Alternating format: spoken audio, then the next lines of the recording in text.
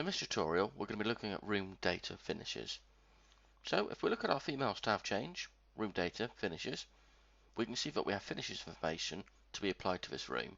So we can see that we have wall finish, wall structure, tiling, skirting, architraves, floor finish and ceiling finish. We can produce our room data sheets via codebook using this information, but what we can also do is actually compare this information against the finish used in a Revit model. So if I were to select design finishes and update room design finishes from BIM, we have some scan options, so we can scan the walls, construction or surface, floors, ceilings, windows. So what we're getting codebook to do now is actually scanning the internal wall and looking at the finish and reporting that back to codebook. So we can see that we have a floor finish and it's quoted the area,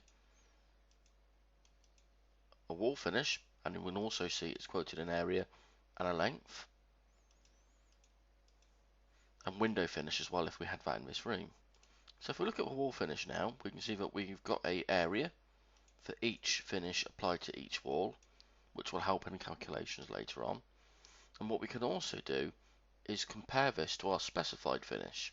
So if I want to go to Home and Reporting and select a room data report, and go to my report settings, for finishes, we have the option to include design finishes information and include the required finish information. So once we're happy with those settings, we're going to close and we're going to do a report on the female staff change room.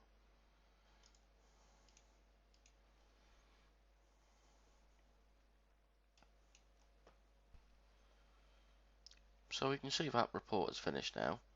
If we scroll down to our finish information, we can see the wall finish, and we've got a required gypsum wall, and the designed finish information such as exterior brick on wall, interior 5-inch partition.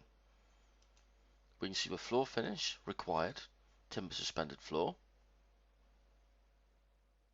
and the designed is 17.7 square meters of timber suspended floor.